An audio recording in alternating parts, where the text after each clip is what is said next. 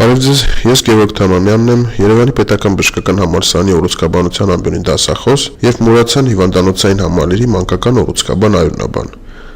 Այսօր մենք քննարկենք պրեզենտացիա պատրաստելու որոշ հմտություններ։ Ինչպես ժամանակին նշել է հայտնի գիտնական Ֆրենսիս Դարվինը, նույն ինքը Չարլզ Դարվինի որդին, գիտության մեջ հայտնագործությունը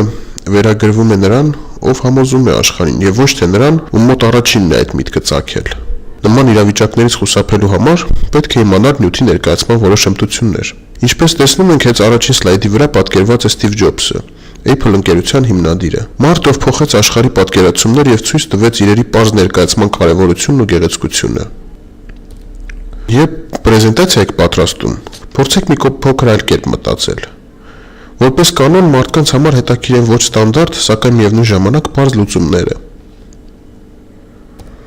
Պրեզենտացիա պատրաստելուց առաջ նախ եւ առաջ պետք է պարզել, թե ում համար է այն նախատեսված, այսինքն ով է ձեր լսարանը։ Հաճախ է հանդիպում, որ ներկայացնողը օգտագործում է միևնույն սլայդերը տարբեր լսարանների համար, ինչը էականորեն նվազեցնում է նյութի արդյունավետությունը։ Եթե ձեր ելույթը նախատեսված է ուսանողների համար, այն այլ բովանդակություն պետք է ունենա, իսկ նեղ մասնագետների դեպքում մեկ այլ։ Հաճախ է հանդիպում նաեւ, որ սլայդերը այլ լեզվով են արվում, իսկ ելույթն այլ։ Եթե ձեր լսարանը չի հասկանալու ձեր ներկայացրած սլայդերի վրայի նյութը, ապա ինչ իմաստ ունի ընդհանրապես այդ սլայդերը ցուցադրելը։ Դիցունք է այս սլայդում, ինչպես տեսնում եք, անգլերենով միտք է գրված։ Իմ կարծիքով, այս միտքն անգլերենով առավել պատկերավոր է, սակայն նման դեպքերում ներկայացնողը ճիշտ կանի թարգմանի այն նաև բանավոր, ողջ լսարանի համար հասանելի դարձնելու նպատակով։ Այն ասում է one size does not fit all, ինչը բառացիորեն թարգմանած նշանակում է միևնույն չափսը չի կարող բոլորին համապատասխանել։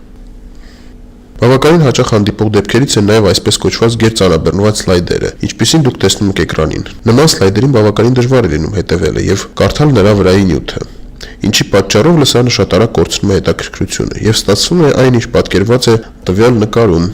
Հարգեք ձեր լսարանը։ Նման իրավիճակ կարող է ստացվել նաև երկարաշունչ ելույթների ժամանակ։ Հետազոտությունները պարզել են, որ ինչքան էլ ելույթը հետաքրքիր լինի, 18 րոպե հետո ունկնդիրը կորցնում է ուշադրությունը։ Այս սկզբունքն է դրված աշխարհարչակ TED ելույթների հիմքում, որտեղ մասնակիցները առավելագույնը կարող են ելույթ ունենալ 18 րոպե, նույնիսկ եթե դա Բիլ Գեյթսն է։ Օրական միլիոնավոր մարդիկ են հետևում TED ելույթներին, եւ այդ սկզբունքը ապացուցել է իր արդյունավետությունը։ Մարտին Լյութեր Քինգը 17 րոպեում է կատարել իր հայտնի ելույթը մարդկանց հավասարության վերաբերյալ։ Սթիվ Ջոբսի Սթենֆորդի համալսարանում հայտնի ավարտական ելույթը տևել է 15 րոպե։ Այս ժամանակահատվածը հիանալի աշխատում է նաև ինտերնետ հարթակներում ելույթների դեպքում։ Շատերը կհիշեն փոքրիկ իշխանից հայտնի հանելուկը, որը միանգամից գանվում է հիշողությանդ մեջ, եւ այս պատկերը նույնիսկ տասնամյակներ անց տեսնելիս միանգամից հիշում ես այն։ Եթե ուզում եք ձեր պրեզենտացիան հիշվող լինի, ցուցադրեք իդեաներ, ոչ թե ուղղակի սլայդեր։ Ստանդարտ սլայդերը որպես կանոն ձանձրալի են, նրանք գեղեցիկ չեն, հիմնականում շատ տեքստ են պարունակում եւ օրիգինալ չեն։ Պրեզենտացիան պատրաստելիս փորձեք մտածել ինչպես դիզայները կմտածեր։ Այս սլայդը ժամանակին ես օգտագործել եմ իմ պրեզենտացիաներից մեկի ժամանակ։ Սլայդի վրա, ինչպես տեսնում եք, պատկերված է գեղեցիկ աշուն, տարբեր տառատեսակներով մտքեր, որոնք որևէ կապ չունեն աշնան հետ, եւ օգտագործված է անհասկանալի անիմացիա։ Կարծում եմ ժամանակին այս սլայդը պատրաստելիս ես էլ եմ փորձել մտածել որպես դիզայներ, սակայն տվյալ դեպքում ոչ այնքան լավ դիզայներ։ Սլայդը պատրաստելիս փորձեք մտածել ինչպես լավ դիզայները կմտածեր։ Օրինակ այս սլայդը, որը պատկերում է քաղցկեղի իրավիճակը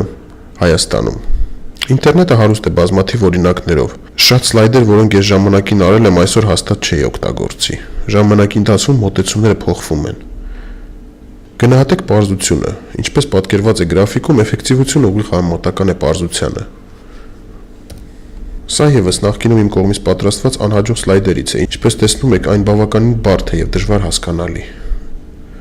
Մինչդեռ հաջորդ սլայդում պատկերված միտքը, կարծում եմ, բավականին հեշտ կլինի հասկանալը։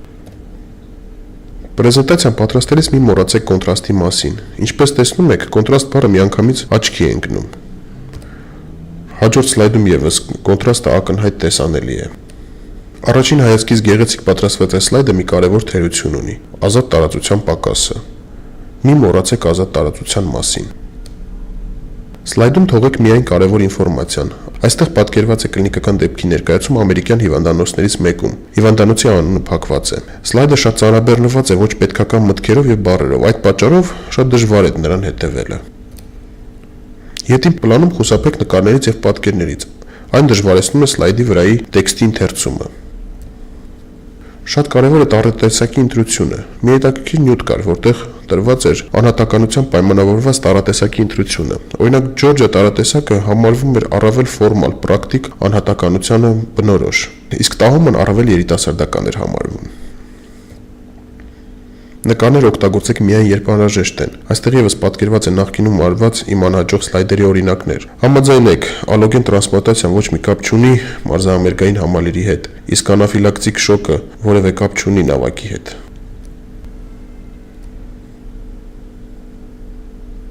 Անիմացիաներ պետք է օգտագործել միայն խիստ անհրաժեշտության դեպքում։ Նման անիմացիաները որպես կանոն անիմաստ են։ Ինչպես ասում էր հեմոստազի եւ թրոմբոզի միջազգային միության նախկին նախագահ հայտնի գիտնական Ֆրինց Ռոզենտալը, երբ պրեզենտացիա եք անում, երբեք մի արեկան իմ 13 տարեկան տղան կաներ։ Եթե ուզում եք ձեր պրեզենտացիան տարբերվի, կարող եք օգտագործել մի փոքր հումոր։ Սակայն այստեղ պետք է շատ զգուշ լինել եւ ճանաչել լսարանը։ Նույն հումորը ոչ բոլոր լսարանների համար կարող է ընդունելի լինել, եւ դուք կարող եք հայտնվել շատ անհարմար իրավիճակում։ Եվ ամենակարևորը, լավ պրեզենտացիա անելու համար անընդհատ փորձեք։ Եվ վերջում, եթե ուզում եք առավել խորացնել ձեր գիտելիքները եւ հմտությունները պրեզենտացիա անելու եւ ընդհանրապես ելույթ ունենալու ոլորտում, խորհուրդ կտայի ընթերցել Նենսի Դուարտեի Slidology գիրքը եւ հետեւել TED ելույթներին։ Հուսով եմ այս պրեզենտացիան ձեզ համար օգտակար էր, շնորհակալություն եւ հաջողություն։